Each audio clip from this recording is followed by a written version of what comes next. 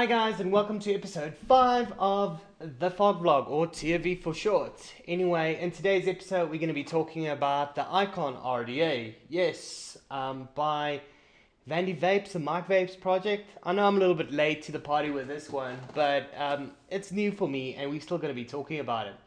The local juice line that we'll be discussing is IVC. Yeah, local juice manufacturer. So yeah, if you guys don't mind, let's get into this, right?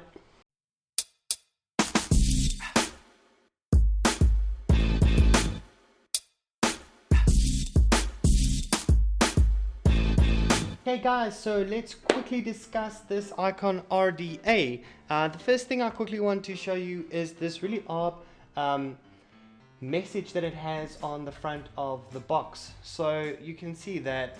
So on the front of the box it says this product contains nicotine, which is highly addictive. That's really an odd assumption to make, considering that everybody that buys this will probably not be vaping e-juice with nicotine in it, you know. So yeah, anyway, let's move on. I guess, you know, it's something that we need to be aware of. Nicotine is addictive.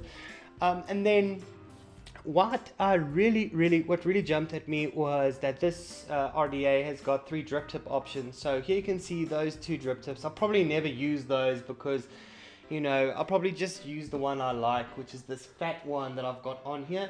Of course, that is Goon style drip tips. It's press fitted and it has the O-rings inside the RDA. Okay, and then other things that you get inside the box is you get a little baggie with extras in there: O-rings, heat treated Phillips head screws, and that's also 24 karat gold. And you've got an Allen key, and you've got a drip tip adapter and a squonk pin, which is really great. That's everything I want to see inside the extras baggie. And then you've got a little manual and a couple of languages explaining to you how you need to fit your coils. Alright, so yeah, that's really what's inside the package. So let's move on and look at the actual device itself and talk about some of the features and some of the really great things about it. Okay guys, so let's actually talk about the device itself. I've thrown a couple of pictures on the back, so I'm just going to run through it, and through that we will discuss some of the features as well as some of my experiences. So the obvious thing that stands out here is, of course, the bull deck. That's 24 karat. You can also see it being installed with the Phillips head screws at the top. There was a lot of criticism online with the actual post, the higher side of the offset post being in the middle of the actual build deck. But as you can see with this build, it's not a problem having it like that. You know, I'm not 100% sure what the reason behind that is, and if you do know, please inform me. But you know, when I built on this, I had no problem at all. It was actually quite easy to build on it. So what you need to do is you know, to make sure that there's enough space on the right hand side of your build deck for your wick to hang over, is of course to, you know, when you push in your coil, you offset it a little bit to the side, and then you take your rod that you coiled over and you just push the rod to the side to make enough space for your wick to hang in there. I'm not sure why a lot of people moaned about this, but for me that was actually 100% fine. Another thing about this RDA, let's move on. There's 2 colors that you can pick from. This is 24 millimeter, in height I think it's 31 millimeters, and it's got 303 stainless steel. Alright, so if we move on to the next picture. So I got this picture just to show you the beveled airflow. Now let me quickly just run through, you know, what that sounds like. I've got mine open, just one hole on each side of the RDA. The tolerances of the O-rings and the airflow is just done perfectly. It really feels high quality to me. To me, that was probably one of the best executed design features of this device, because I haven't really seen something so, the tolerances in this whole device is just great. I mean, you know, there's a little click, you know, which is great. I mean, you can hold your RDA at the top and it's definitely not going to fall out. And also when you turn the airflow, it just, it just moves so smoothly. What you adjust on the one side, of course, you adjust on the other side, and you are able to run this in single coil mode. So what I'm showing you over here is the beveled airflow. I think, with this design, what it's kind of doing is just allowing more air without actually opening or creating such a big hole in the RDA, because if it's beveled, there's a little bit more space for air to actually run into the RDA. From a noise perspective, this RDA is definitely not a whistle, but it's not quiet compared to some of the other devices that I have. It's pretty much what I expect from an RDA. So let me just quickly demonstrate what I mean here.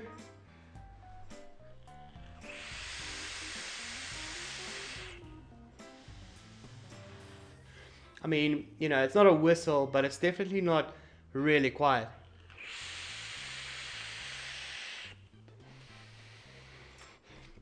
I'm not really worried about that. So let's move on to some of the other pictures.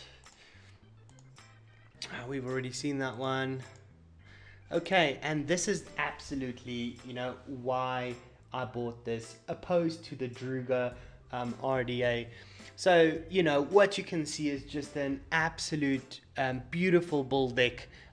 It's got nice beefy screws that you can deal with, and throw quite big builds in there. I've thrown everything that I've thrown at this RDA works quite well. You can also see that I think it's a 4mm. I think that's a 4mm deep juice well, not the biggest, but definitely not bad at all. There's enough space for cotton in there. So yeah, that's quite a big build deck, and it supports quite large builds. So yeah, I was really happy with that. Then ultimately, my experience with this, and the only con that I could really find with this device was, condensation just seems to be a little bit more on this device compared to any other device. I'm not sure why. The heat on the device, it's so low. I mean, I chain vape this thing all the time. I go through about 120 mils of juice, so I'm not light on juice, and this RDA just doesn't heat up. But, like you can see, of course, juice messes from time to time, but, the condensation really collects on this device. I'm not sure 100% why. This is really the first device that does that. I think maybe it's got to do with how I built on this device. So I don't have the coil right in front of the actual air hole. I've got it slightly elevated so the air actually comes into the device and travels up underneath the coil, and that's really just to boost the flavor. And that's how I build most of my RDAs. I don't like to pull the actual coil close to the airflow, because that means the RDA is going to heat up faster. And for me, with the hot RDA, I don't like that experience, and from a flavor perspective, what I've experienced from this device is it's pretty much on par with, all my really good addies that I love. If you just put a normal Canthal build in here, you could probably expect your lower notes or your middle notes of your juice to be slightly bolder, and the top notes to be slightly dimmer. And when I say dimmer, I'm not saying muted, okay? There is a difference between that. So from a flavor perspective, it's delivering. I mean, you have to consider this is a 450 Rand RDA. It's not high end, and for what it's actually doing for that amount of money, it's an absolute win for me. You have to consider getting this. What I did to increase the flavor was, of course, elevate that coil a little bit, and I used some stainless steel Clapton coils in there. I feel that the stainless steel just, brings up the high notes slightly more. You can also use nichrome if you want to, but it makes such a huge difference. So then you've got quite bold middle notes, and you've got the high notes coming through as well. Okay, so all in all, yes, I think you can really go and get this device. It's an absolutely beautifully crafted device. I mean, the machining is just perfect for the money that you're paying for this device. And Also, the very last thing I want to talk about is just the connectivity, or the connectivity of everything. So normally, if you have a stainless steel RDA all the way through, to the actual pin at the bottom, you might get, if you build and say it is ohming out at 0.3 ohm, once you put in your wicks, it might be 0.31 ohm. And what I found with this, the conductivity is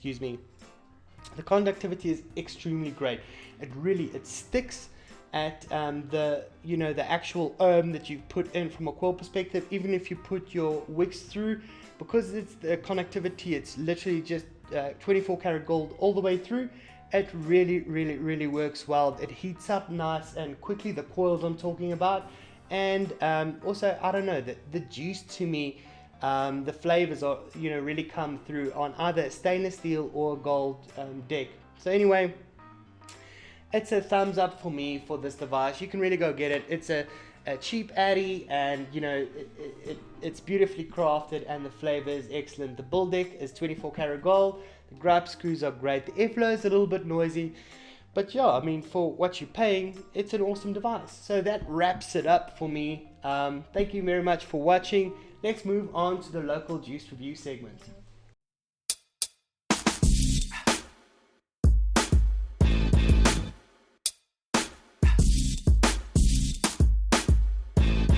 Hey guys, so let's start with the EG segment of this show, and today we're going to be talking about IVC.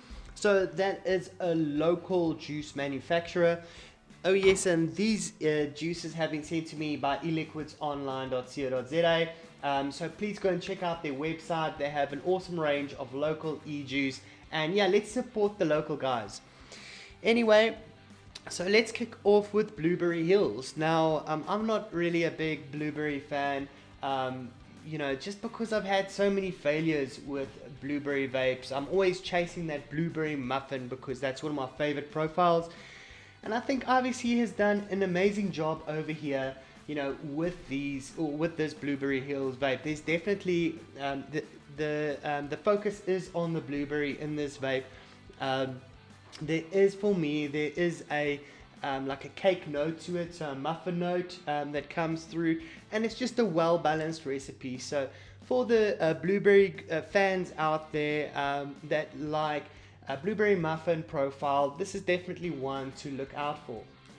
Okay, the next one we're going to be talking about is Kiss Me Strawberry Lips. Now, I'm a big strawberry fan, so I call myself a strawberry snob, and with this we've seen many creamy strawberry style e-liquids or vapes, and what's different on this, there's a coolness to it as well. So maybe you want to call that like a sorbet vibe, or like a cool strawberry yogurt vibe, but that's what it is for me. It is a creamy strawberry vape, and then it's got a little bit of a coolness to it. It's subtle in the back, and then the creams just help that strawberry make that profile a little bit bolder. And if you do like strawberries like I do, this is definitely one to look for.